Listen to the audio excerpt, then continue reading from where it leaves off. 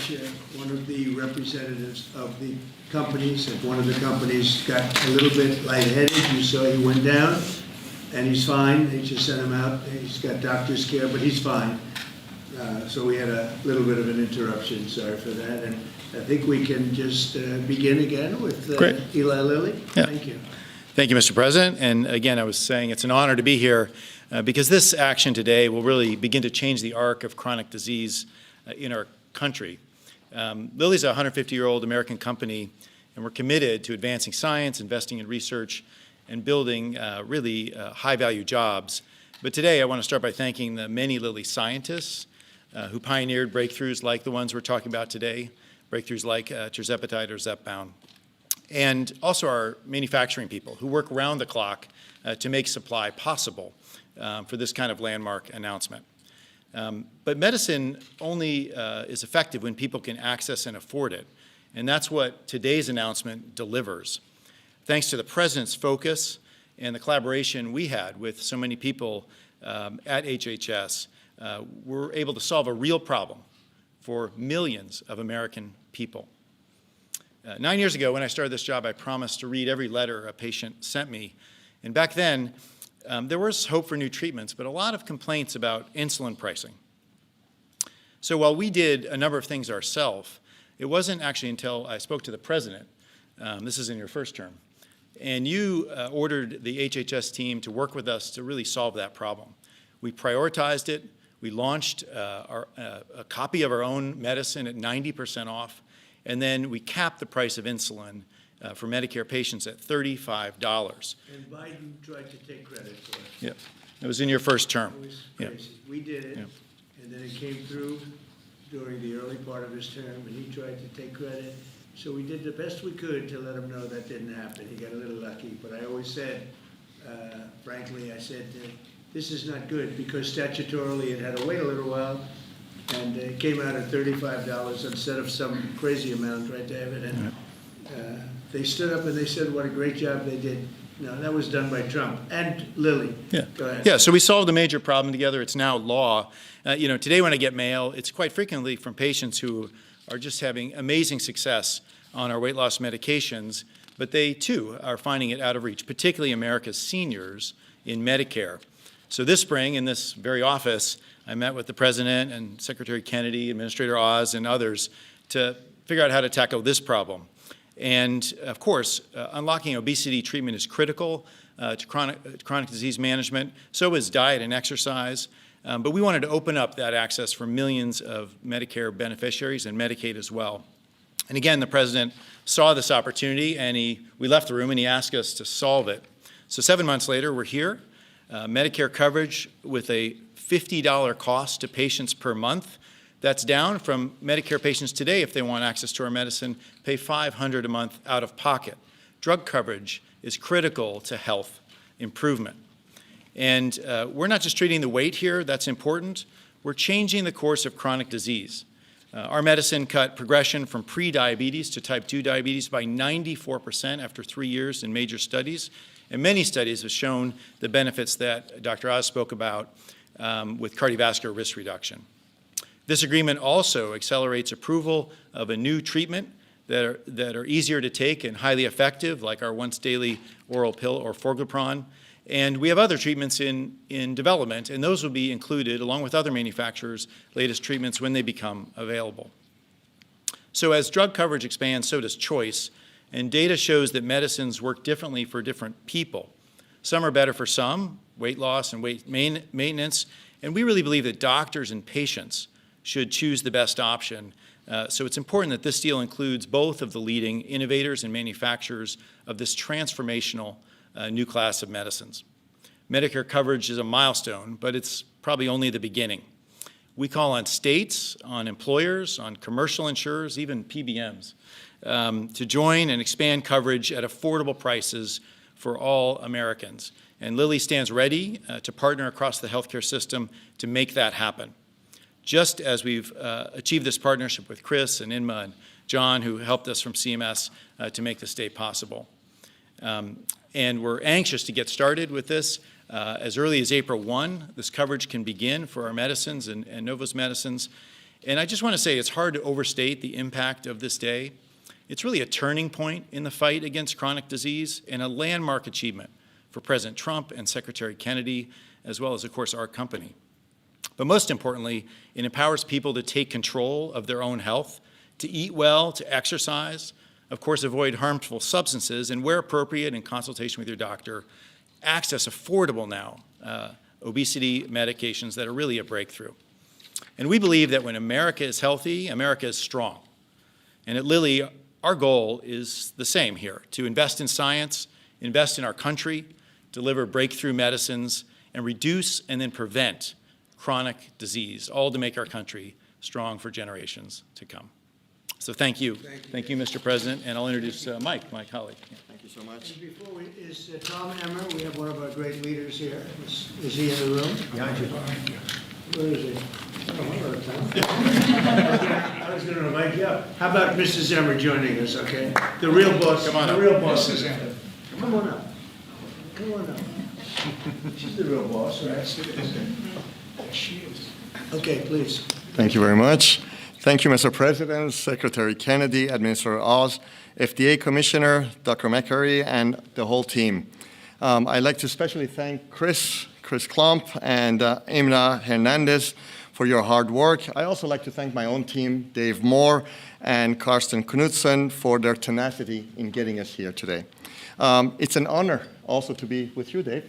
Dave and I compete on a daily basis, quite hard, I would say. But because of you and because of this process and the administration, we are standing here hand in hand as friends to have a common cause. And the cause is to really provide access to many millions of patients that yesterday did not have it. So I'm very happy to be here on this today, on today's pivotal moment. At Novo Nordisk, we believe that access to life-changing medicine should not be a privilege.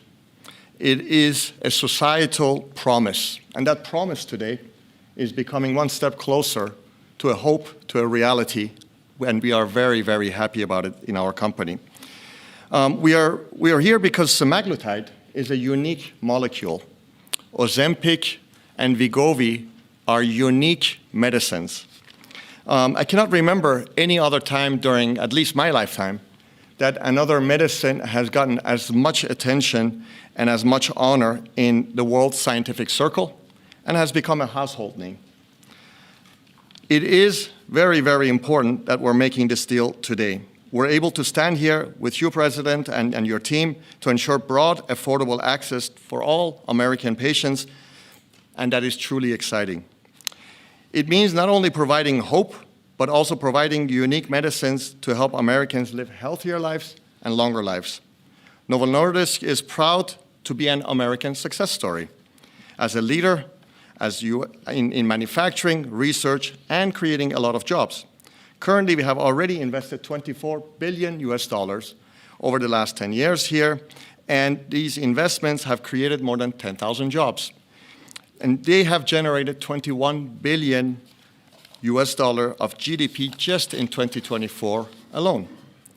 And today, as I'm standing here talking, cranes are up, as you would like to say, in North Carolina, because we're just expanding our North Carolina manufacturing site once again with $4 billion additional US.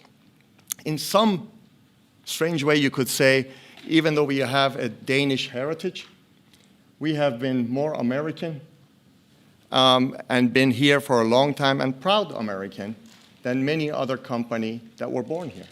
And we are very proud of that. In fact, we are proud to say that our approval of Wegovy pill will be the only GLP-1 that will be manufactured end-to-end here in America by Americans and for Americans. This agreement reflects a shared belief that the administration has provided a safe and effective, innovative medicines accessible to many patients. And because we know different patients have different needs, we are very excited to have our semaglutide 7.2 milligram, the higher dose, now, as we call it, Wegovy Plus, available as part of the receiving priority voucher. We stand here to ensure that all Americans who need Ozempic or Wegovy can access the affordable medication so they don't need to go and get an unapproved compounded knockoffs version of it. Once again, I'd like to extend my deepest gratitude to you, Mr. President, and to the whole administration for making America great again and allowing affordable access to many millions of patients living with diabetes and obesity. Thank you so much. Thank you very much. Thank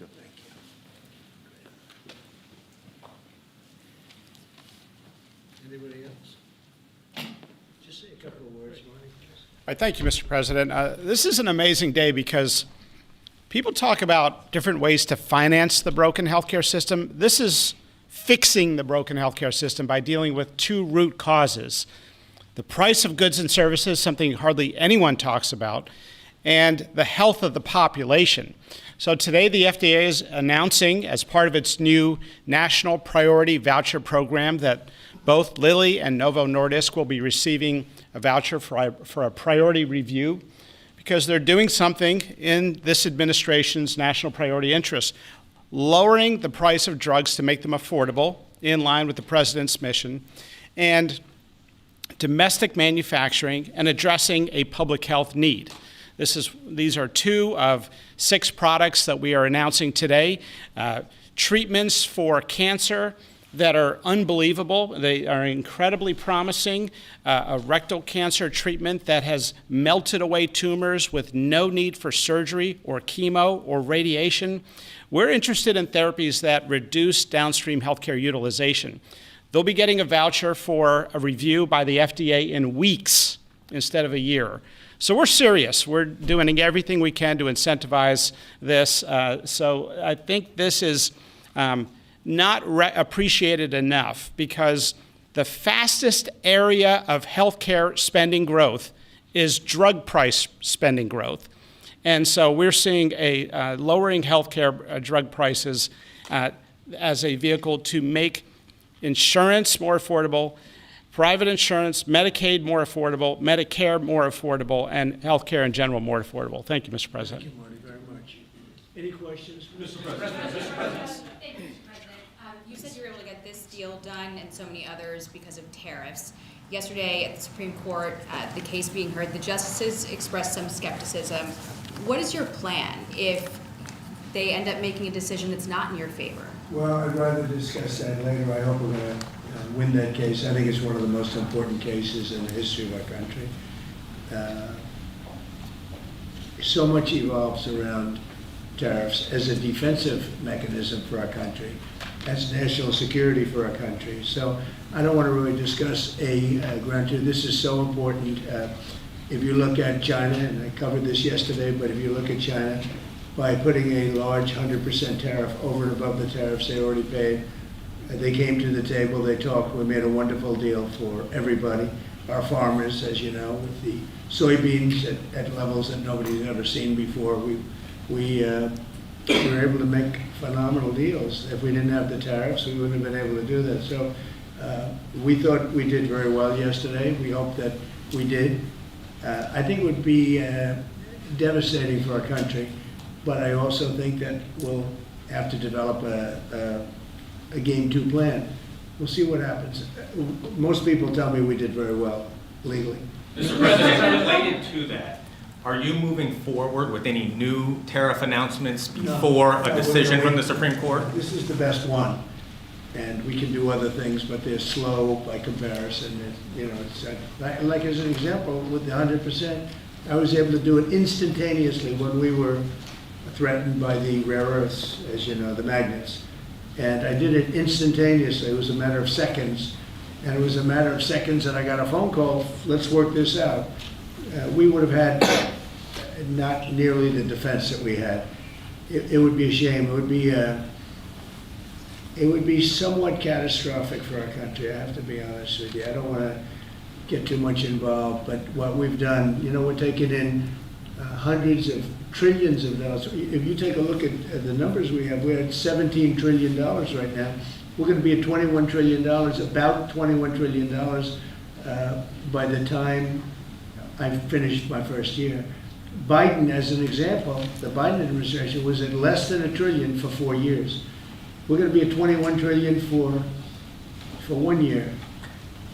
In the history of the world, there's never been a country that's done that. Not China, not the US, not anybody. And a lot of that is because of the tariffs and the fact that the president is a competent president that knows how to use them. And I use them for national defense. Of the 8 wars I ended, I would say 5 or 6 were ended because of tariffs. I'll give you an example. If you take a look at India and Pakistan, they started to fight. They're 2 nuclear nations. They were shooting each other. 8 planes were shot down. There was 7, now it was 8, because the one that was sort of shot down is now abandoned. And 8 planes were shot down. And I said, listen, if you guys are going to fight, I'm going to put tariffs on you. And they both went, they were not happy about that. And within 24 hours, I settled the war. If I didn't have tariffs, I wouldn't have been able to settle that war. So it's great national defense, and you have to be quick moving. You can't wait around for months and months while you're doing studies and you're doing all of this, or go back to Congress. Look at Congress. We can't even get a continuation from Congress. Think of that. How do you have to go back to Congress you have to do this spur of the moment? Because just so you understand, we're hit spur of the moment. Other countries have used tariffs to, absolutely, they would have destroyed us. If I didn't come along, our country would be destroyed right now. The tariffs have made us rich in terms of national security. They've made us secure. And if you have economic strength, that's also, if you have a lack of economic strength, that's national security also. But we have great national security because of those tariffs. So I think it would be devastating if we lost that ruling. Issues are ruling. It could be several weeks. Are you going to lay out any new additional tariffs before that? I'm going to hope that we win. I can't imagine that anybody would do that kind of devastation to our country. We'd have to pay back trillions of dollars. We've taken in trillions. We haven't taken in billions. We've taken in trillions of dollars. We've made trade deals based on that give us, as an example, European Union, $950 billion. Japan, $650 billion. South Korea, $350 billion. Without this, we're not talking about that kind of money. And they're okay, they're satisfied, they love us, they just left. They all love us. So it's not like we're such bad people. But they were doing it to us until I came along. Now they don't do it to us, we do it to them a little bit. But if they took this away, we would be defenseless against tariffs from other countries. On employer plans and individual plans who also don't have access to GLP-1s, what can you do to make those insurers and PBMs get these same prices so they can put access for those I'll ones? ask Oz or Bobby that question. It's a good question. Absolutely. Many Americans receive their insurance through the commercial markets. The companies have committed to ensure that at worst, prices are at MFN on GLP-1s and are committed to continue to negotiate those prices down based on volume, just as they do in any other instance. Another really interesting thing we're seeing, though, is that commercial plans and PBMs increasingly are enabling access for their beneficiaries, their patients, to make purchases in the cash market and then still receive coverage under their accumulators and their deductibles. And so we're building that capacity, and absolutely, Trump RX is being built to enable just that behavior and drive transparency in the process. Mr. President, there are so many Americans that report tremendously positive results from these drugs. What real-world impact do you think this will be? Is there an estimate on how many Americans may now take these drugs?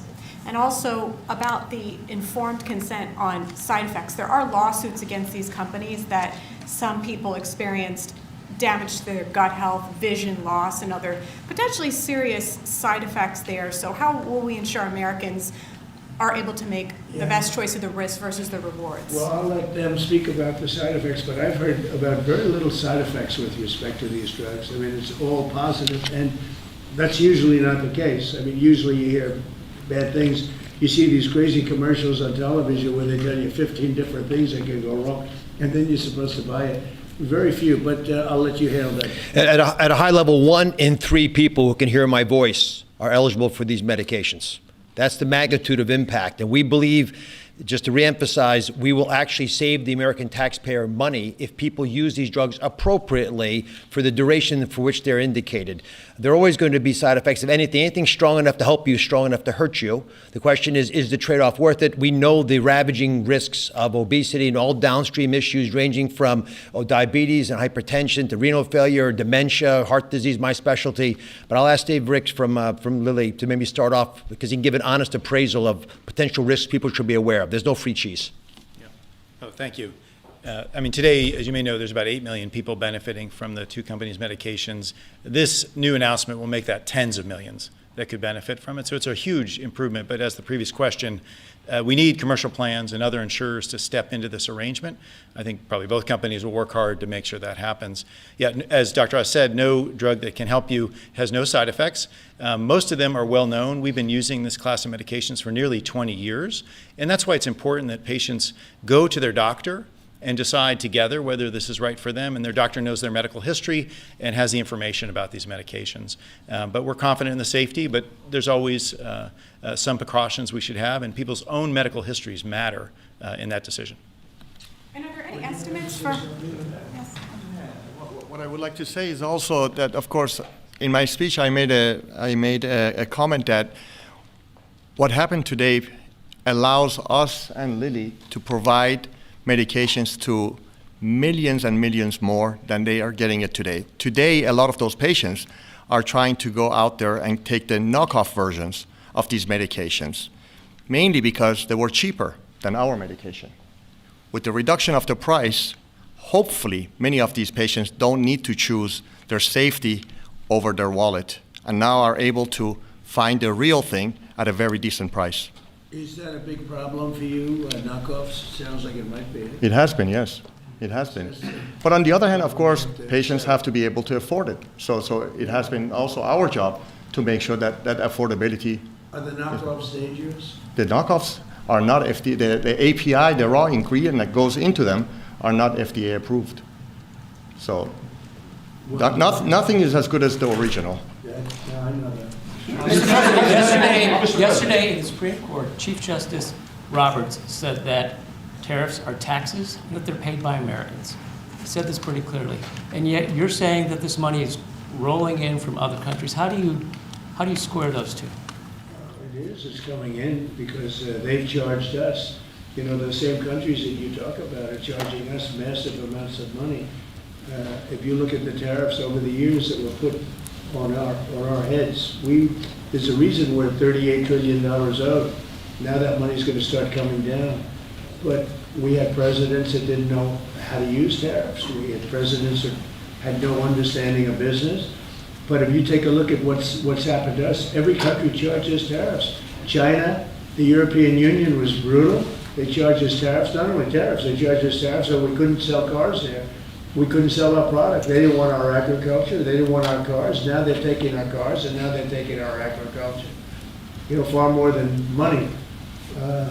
It really is a defensive mechanism. If we didn't have tariffs, we would be unable to defend ourselves. So then do you agree then that Americans are paying those tariffs?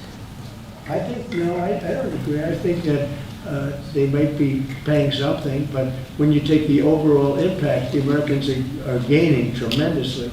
They're gaining through national security. Look, I'm ending war because of these tariffs. Americans would have to fight in some of these wars. They're gaining in national security. They're gaining in economics. They're gaining in so many different ways. And they're gaining in self-respect for our own country. Other countries used to laugh at us. They would charge us tariffs. Japan was charging us massive tariffs, and yet they wouldn't allow our cars to be sold in Japan. But they were selling 9 million cars here, but they wouldn't allow one car. Not one car was sold in Japan. They don't laugh at us anymore. This is really a matter of, this is national security. And by the way, going bankrupt is national security. You know, our country was really in trouble. Going bankrupt, and the difference between going bankrupt and thriving, that's also national security. When you go bankrupt, when you don't have any money, you have no national security. And we are thriving. I mean, all this money coming into our country that I told you about, the 17 trillion as of now, but it's going up rapidly. I was in Japan, and we have Toyota is coming in with $10 billion to build plants operated by Americans, but building plants all over the United States. Well, they left. They took our plants. They sold cars in here without tariffs. They sold cars. We didn't charge them anything. They destroyed our auto industry. We lost 50%, 54% of our auto industry to other. We used to, if you go back into the 30s and 40s, we had 100% of the automobile business. Then it started getting chopped away. But Mexico, Canada, many countries, I mean, Canada fought us very hard. The ones that don't want us to win are foreign countries that we are able now to do very well with. Those are the ones that fight it. Those are maybe people that hate our country. I think it's the most important case maybe in the history of our country. This has been a major achievement for your administration, targeting the segment of our population that needs it the most, that has the highest obesity rates. You're making it affordable. You are truly saving lives. That's coming from the viewers that we've had in that 1 hour that we took a little bit of a break. My question to you is, Walmart just pushed out a report that says this year's traditional Thanksgiving meal will cost 25% less than it did under the Biden administration, plus gas prices being down in the $2 region makes it more affordable to travel to grandma's house for this Thanksgiving. Thank you very much. It's not so much a question, it's a statement. I would have made the statement, but we have a lot of things happening, so I wouldn't necessarily have made it right now.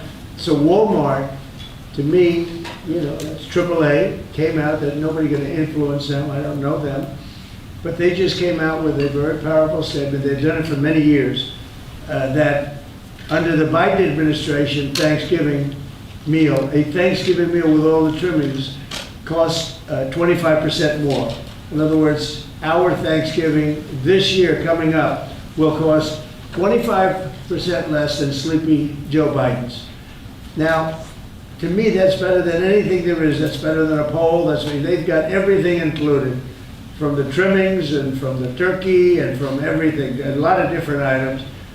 It's 25% less this year than it was last year when he was so-called in charge. He wasn't in charge. The people around the desk were in charge. The auto pen was in charge. That is a big factor. And I was angry last night with the Republicans. I said, you don't talk about this stuff. Nobody talks about it. You know, I rely on a question from a reporter to get that out. We should be talking about it because they talk about affordability. They don't have affordability. We had the highest inflation in the history of our country under Biden. We had high gasoline prices at $4.50, $5 a gallon. They're going to be hitting $2 a gallon with me. They're getting close to $2 a gallon. And when gasoline goes down and energy goes down, everything else follows. What the Democrats do is they lie. We are the ones that have done great on affordability. They've done horribly on affordability. The only thing is they go out and they take commercials how under the Democrats you have affordability. It's just the opposite. We have much lower prices than they do. And we only have one thing, beef, because the cattle ranches are doing well. We're going to bring the beef prices down. And they understand that, even if we have to help them out. But the beef also is not a big difference, but every price is down. The biggest price is energy. We're at almost $2 for gasoline, and you take a look at where they were at $4.50, $5 for gasoline. And when gasoline and energy comes down, everything else follows. And I was so happy. Last night I made a speech, and then I get off the stage. I said, I feel like going up and saying it, because I have a lot of respect for Walmart. And nobody's influencing Walmart. They came out and they said, Trump's Thanksgiving dinner, same things, is 25% less than Biden's. And we are the affordability, when we are the ones that have done a great job at affordability, not the Democrats. And yet, we just lost a couple of elections that were very Democrat areas. Maybe won't be full. They weren't very Democrat when I ran a year ago, because I did well in those areas. But we just lost an election, they said, based on affordability. It's a con job by the Democrats. The Democrats are only good at con and cheating on elections. Thank you for the question. Can I ask you a question about India? Say it. How is the talks with Prime Minister Modi going on a trade deal? And when do Going good. He stopped buying oil from Russia. When do you plan? And he's a friend of mine, and we speak, and he wants me to go there. We'll figure that out. I'll go. I had a great trip there with Prime Minister Modi, he's a great man, and I'll be going. Novo Nordisk is in the middle You're of planning to go to India What are you next year? driving with? No. You're planning to go to India next year, sir? It could be, yeah. Novo Nordisk is in the middle of a potential $10 billion acquisition for a smaller obesity biotech. They might need your and the FTC's help to see that through. Do you have any issues with that, or Eli Lilly buying a smaller obesity biotech from an anti-competitive Well, I don't know, standpoint? do you want to talk about that? I mean, I'd like to hear it. Maybe you should give us a piece of the company like I've been asking for. So Give the United States a nice big chunk of the company. So Novo Nordisk and Pfizer right now are in the middle of an acquisition dialogue and discussion. It's you and Pfizer? It's us and Pfizer Are competing for the company? competing for the company. Who's winning? And as of today, our bid is higher. And our message to Pfizer is that if they would like to buy the company, then put your hand in the pocket and bid higher. It's a free market, and at the end of it, it has to do with basically the price that the seller is selling for their shareholders and the buyers willing to pay for it. This has nothing to do with FTC, has nothing to do with anything else. Do you think it's Is that a anti-competitive similar because product to what we're talking about today? It's a product, it's a series of products that will come to the market in around turn of the decade, where the market is very crowded with many, many other players as well. So it's the next generations of products, and it will become 5. Yeah. Mr. President, Thank you. you're saying that Zoran Mandami, you said that, you called him a communist. You said that if you won, you would take drastic action against New York City. What kind of actions are you looking at, and will the ICE deportations continue? Well, I think you have to look. If he is a communist, you know there's not going to be a lot of activity. So you wouldn't need bridges and tunnels and all the different things that were being planned for New York, I think. And look, I hope New York does well. That's all I can say. I love New York. I grew up in New York. I did well in New York, always did well. And I hope New York does well. That's all. And ICE raids, will they continue? ICE raids? Well, you want to get criminals out. If they're criminals, we want to get them out. Ideally, we wouldn't have to do them because he'll send the criminals out himself. But that seems to be unlikely. No, we have to get criminals out. Millions of people were let into our country from prisons and from mental institutions and drug dealers, a lot of drug dealers and murderers, 11,888 murderers. 50% of them committed more than one murder. And we want to get them out. So whether they're in New York or anywhere else, we want to get them out. We've created a great place in Washington. All of you know, you see the difference between what it was now and what it was a year ago under Biden. It was a death trap, and now it's people walk down the street, they have dinner, the restaurants are booming. Washington, D.C. is great. I will tell you, Memphis is doing really well too. You're hearing those reports. It's companies were going to move out, they're not going to move out anymore. We've done a great job, and we've only been there for 4 weeks. So we've done a great job with that.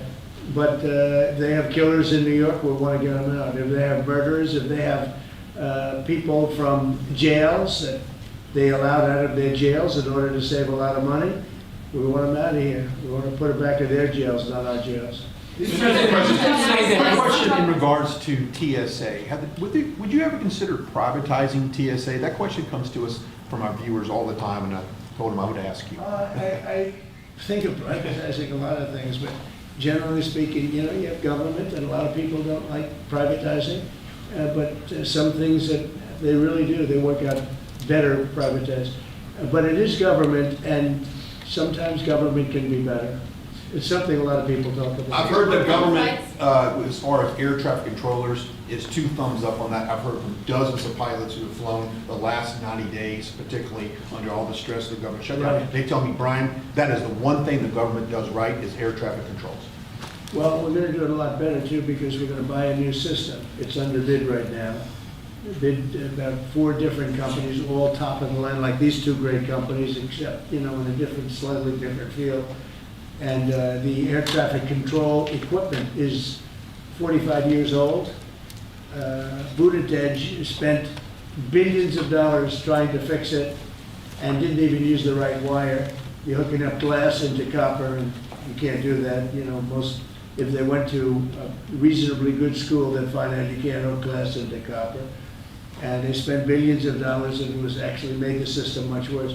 We're going to get rid of the entire system, put a brand new system in, It'll be expensive, but we'll have the best air control system, meaning, the control towers. They'll be stripped down to the bone, and brand new equipment is being installed. And we'll give out that, it's a big contract, we'll give out that contract over the next 6 weeks. John Duffy announced, sir, that the FAA is going to have to cut about 10% of flights at the top 40 airports because of the government shutdown. Are you at all concerned that it might not be safe to fly right now? And what do you tell people who are gearing up for Thanksgiving? Yeah, fair question.